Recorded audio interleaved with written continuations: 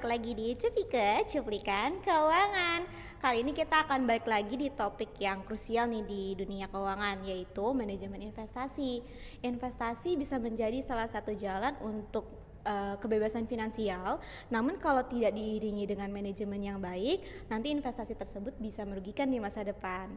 Kali ini kita akan berbincang langsung dengan beberapa orang yang sudah ahli atau berpengalaman di bidang ini, dan bisa disimak cuplikan berikut ini ya.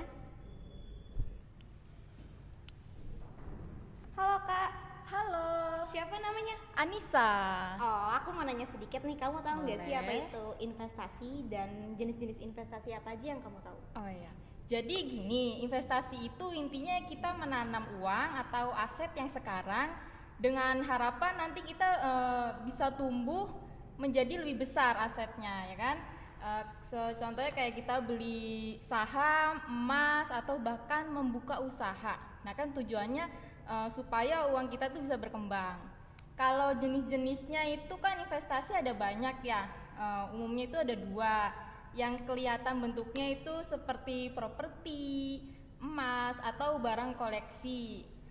Itu disebut sebagai investasi fisik.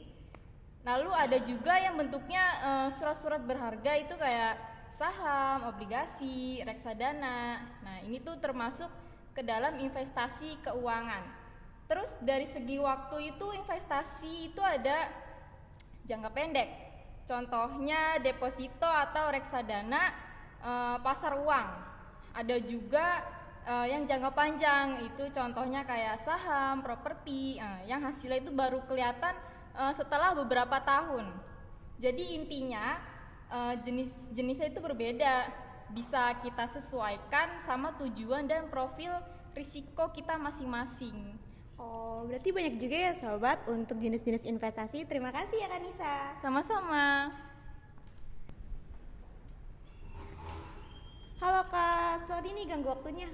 Namanya siapa? Agus. Oke, Kak Gus, aku mau nanya deh, kamu tahu nggak sih apa itu manajemen investasi dan seberapa penting manajemen investasi itu sendiri? Oke, jadi menurut saya secara sederhana manajemen investasi itu adalah proses mengelola dana atau aset supaya memberikan hasil di masa depan. Jadi nggak cuman kita naruh uang di saham aja ya, tapi bagaimana kita juga menganalisa, merencanakan dan menyesuaikan strategi kapan waktu yang tepat untuk membeli dan menjual suatu aset tersebut.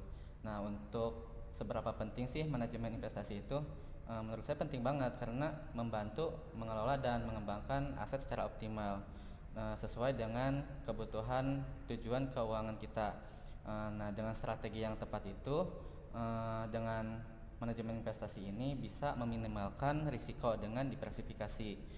Jadi daripada uangnya nganggur atau kemakan dengan inflasi, mending dikelola dengan baik supaya memberikan manfaat jangka panjang.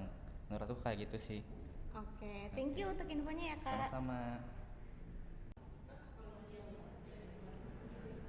Halo Kak, Hai, siapa namanya? Kakak Anissa. Oke, Kak, aku mau nanya dong, menurut kamu gimana cara investor menentukan investasi yang tepat nih, yang bisa menguntungkan di masa depan nanti? Kalau kata saya, setahu saya sih ya, proses keputusan investasi itu yang pertama ada penentuan tujuan investasi nih, tujuan investasinya buat jangka panjang atau jangka pendek. Terus yang kedua itu ada penentuan kebijakan investasi, yaitu keputusan kita ngealokasiin aset kita yang mau ditaruh di mana. Terus ada juga pemilihan strategi portofolio nih, kita harus pilih portofolio yang efisien dan juga optimal buat investasi kita. Terus yang terakhir setahu saya ada pengukuran dan evaluasi kinerja portofolio yang udah kita jalanin untuk dibandingin sama hasil kinerja portofolio melalui proses benchmark.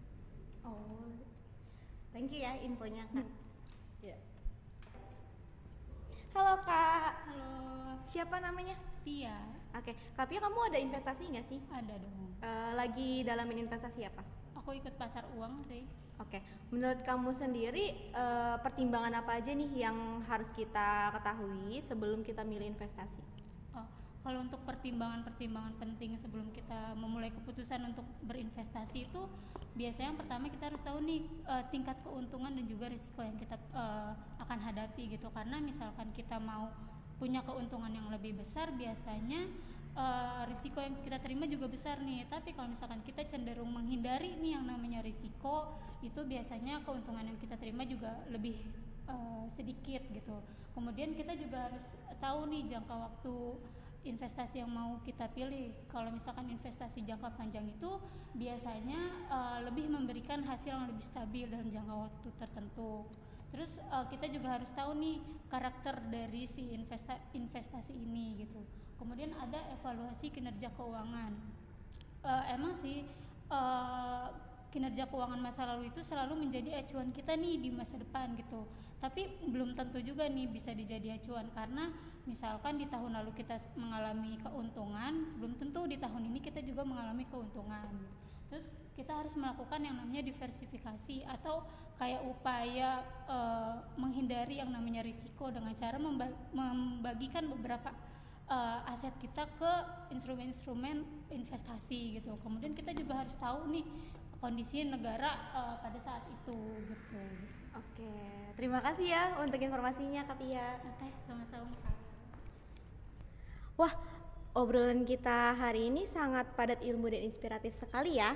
Jangan lewatkan episode-episode kita selanjutnya ya. Bye bye.